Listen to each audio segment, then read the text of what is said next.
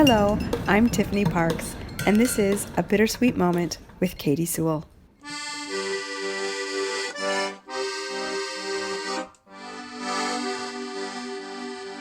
Hello, this is The Bittersweet Life.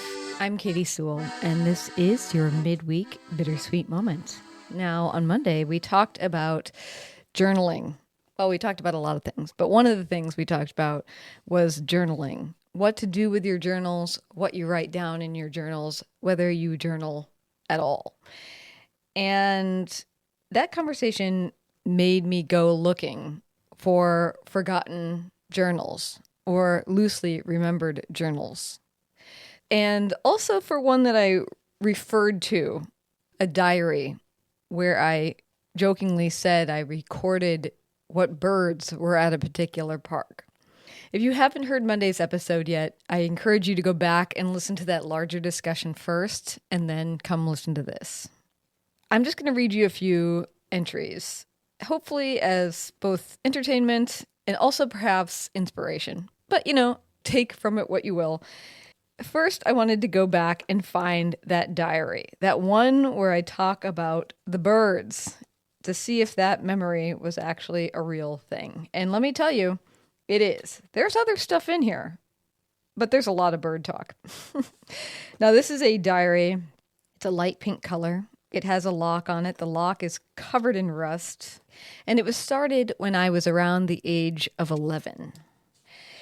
So I remembered that I had written about the birds, but I did not remember that I was writing about the birds while sort of writing around other things. Specifically, this section comes after a friend of mine, my best friend at the time, Allie, had come for a visit and had then flown home back to her state of Minnesota while I was living in Seattle. And here is this entry from January, some 34 years ago. While Allie was here, we would often walk down to Shore Club. Shore Club is a club that people don't go to in the winter. We found that there are lots of ducks, geese, and seagulls.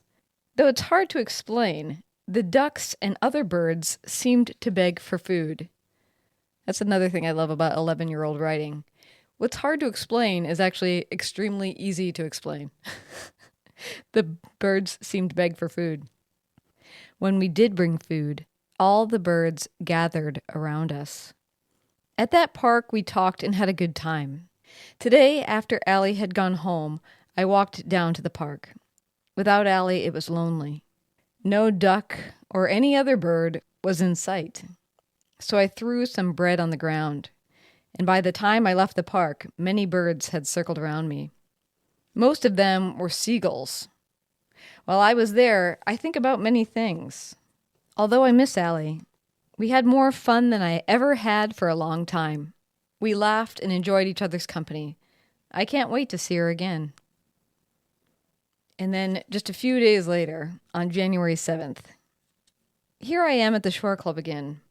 I am all alone, but I am no longer lonely. 6 ducks came to eat my bread, and so did 21 seagulls. I think I like the ducks more because they trust me, but I like the seagulls also. They have voices that are high-pitched and can be heard far away. Every time I come to feed these birds, I always wish I had more food to give. When I come here, I'm lost in a world that seems so different from normal life. Here, animals gather around you and come so close, and yet they don't act different than they would every day. Unlike humans, animals don't act different when they are around other animals of their kind. I guess what I'm trying to say is the animals are always themselves. I will leave this diary there. I think this goes to that point that Tiffany was making, however, that when you keep a journal or a diary, you might remember some things that you wrote in there. Like I might remember that I spent page after page after page documenting what birds were at the Shore Club that winter, but I would have lost the tone of this 11-year-old's voice, and I also would have forgotten those kind of weird, somewhat poignant thoughts about the animals always being themselves. of a young person trying to put together who they are. Before I leave this, I want to read just one other thing that I thought would be kind of a tickle, just given that Tiffany Parks is my co-host. This is from almost a year later. I am in the 8th grade now, and I haven't written for such a long time. I had almost forgotten I had a diary. During the first quarter, I was in a play called Snow White. It was very fun to be in. In it was my friend Tiffany Parks, who I still see even though we don't go to the same school. We write each other very long letters.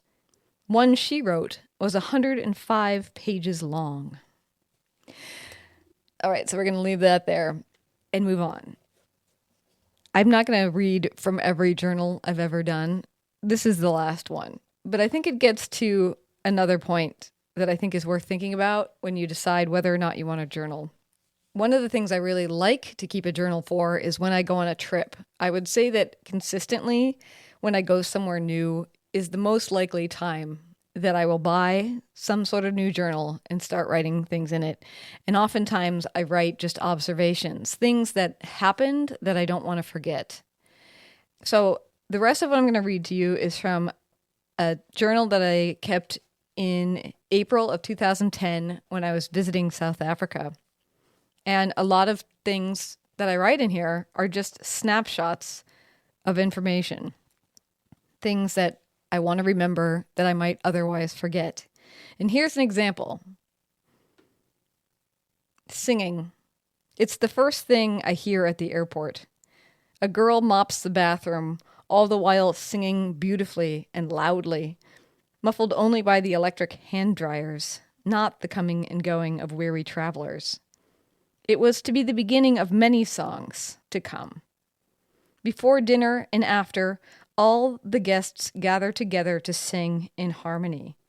The songs lead into prayer and into eating and into good night wishes. Tiffany mentioned that she writes things down in part to remember them because so many memories are lost. Things that we think that we'll remember forever, we don't. We don't remember forever. And she said that sometimes we remember things because they become a story that we tell. And that becomes the memory itself. And the stories that we don't tell can be the ones that vanish. But with that in mind, and I'm trying to find the page here as I talk, I found this one little passage about a story I do tell. In fact, a story I have told on the show about what it was like to be inside of a shark cage in Shark Alley, the area off of South Africa where there's a very high concentration of great white sharks because there is a very high concentration of seals. And the seals are in this alleyway with a rock on one side and a rock on the other. And they teach their young offspring to swim by taking them through this alleyway because it's a shorter swim from one rock to another. It's a short passage. It's not exhausting. But as a result of the concentration of seals and the concentration of little seals trying to swim through this passage, you can imagine that the shark population is pretty large. I don't know the statistics, but it was my understanding that it was one of the biggest concentrations of them in the world, and I wanted to get into a shark cage to see them. And as you might imagine, seeing a bunch of sharks up close while you're in freezing cold water is pretty memorable. I think I could have not written about it, and I would have remembered it just as vividly. But I might not have remembered some of the details. Like, for instance, there were 7 different great whites that appeared at different times around the boat. And as I write, seeing them in person was everything I ever dreamed, appearing large and looming, graceful and gliding out of the deep green of the sea. Sometimes they attacked straight up from below. Other times they glided past for a closer look. The sharks were longer in length than the cage, and they were so close you could touch them. You could see the details of their skin and teeth, the nuanced movements of their fins. And the part I really loved reading was this line, this description, because I would have never thought to describe it this way. I write, the first time it, meaning the shark, the first time it smashed into the cage was one of the most exuberant moments of my life. Exuberant. I actually laughed out loud when I read that last night. I love the use of that word. I guess this is part of the joy of reading back old journals is seeing what word choices you made in the moment. All right, one more thing, and that's it. A thing that I hope that you do along the way as you're journaling is not just recording your observations or getting the sticky thoughts out of the way so that you can go about your day, or writing things like we talked about of writing, I don't feel like writing today, just to get in the habit of writing so that you can actually break through to some interesting things. I think it's really important to also make note of the compliments that people give you. Not egotistically, I guess, is not what I mean. But sometimes people say things about what we do or what we take for granted, and we forget those things or we overlook them. Too many of us, I think, focus on the negativity, the negative things that people say, the things that aren't right. I really try not to do that, and I'm kind of naturally inclined not to do that, I think. But I was reading this book last night, and there was a compliment in here that I do not remember, but I'm glad I wrote it down. So, little backstory. Archbishop Desmond Tutu, I met before going to South Africa. I met him in Seattle, which I'll reference in what I'm about to read to you, when he visited, and he appeared on the show that I produced for NPR at the time, a show called Weekday, which was hosted by Steve Scher. And I had not only gotten to know him, I had gotten to know his aide, or basically the man who traveled with him, a man named Matunzi. And people often get very wrapped up in the celebrities. I often find that, yes, somebody like Desmond Tutu is incredible to be around. But the people around these people are equally interesting people. And so I often spend time with the people that are overlooked in the frenzy to meet the famous person. And I kept in contact with Matunzi after this day. And so when I knew I was coming to South Africa, I was traveling with my father and a group of other people, including a young man named Tally. And they had a real desire to try to intersect and to meet Desmond Tutu if he was in South Africa when we were there. And I didn't know if I could arrange it, and I didn't even know if he was going to be there. But I reached out to Matunzi, and I tried to set something up. And he said that if they were in town, which he wasn't sure they would be at St. George's Cathedral on this particular day. So this is written on April 30th and includes that forgotten compliment. So Desmond Tutu and Matunzi, April 30th, 2010. We arrived late to Eucharist at St. George's Cathedral in downtown Cape Town. Desmond Tutu was indeed there as we had hoped, just in time to introduce ourselves as visitors. I made the introduction of myself and Dad, Boyd, and Tally.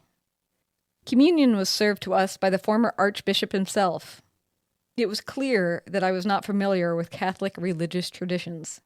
Matunzi was there. I quickly made contact after much prior emailing. I had met both Tutu and Matunzi when they were on Weekday during the Seattle Peace Conference. Matunzi and I had hit it off. This time was no exception. Following services, we went with them to breakfast, though Friday was their fasting day. Tutu circulated the crowd in his gray sweater, blue sailor's cap, and pleasant face. Matunzi sat by my side, and we chatted about his life and how he came to be traveling the world with Tutu. Turns out, it was a family decision. Matunzi is married to Tutu's eldest daughter. After Tutu's former aide had to retire for medical reasons, Matunzi was summoned from Georgia, where he and his wife had lived for 20 years. They came back to South Africa. It was a conspiracy by the women, he tells me. Tutu's 3 daughters and Tutu's wife. We live on adrenaline, he says. Tutu never stops. He can't stop, so we don't. We keep going. They had just arrived home in Cape Town a week prior, and soon they were off to London. Our time was brief but good. Tally's response to my interaction with Tutu and Matunzi, he told my father I was fearless. So there you go. A compliment I would have forgotten. And I love that I wrote out the quotes of what Matunzi actually said. I wouldn't have phrased some of that way, and I wouldn't have remembered some of those details. So I don't know. Maybe that'll encourage your journaling, or maybe it will have you pulling out journals from the basement like I did last night and discovering things that I had forgotten. Either way, thank you so much for being with us today and this week, for being supporters of the show. I want to thank Lisa for her donation, her generous donation at the end of the year that is going to help us buy some new equipment. Thank you so much. And I want to thank Jessica for upping her monthly pledge over on patreon.com/The Bittersweet Life podcast. If you love the show, if it gets you thinking, I hope you will consider supporting it. Listener support is the #1 reason why we can continue making the show as we do. There are links in the show notes or at thebittersweetlife.net. And until next time, this is The Bittersweet Life. I'm Katy Sewell.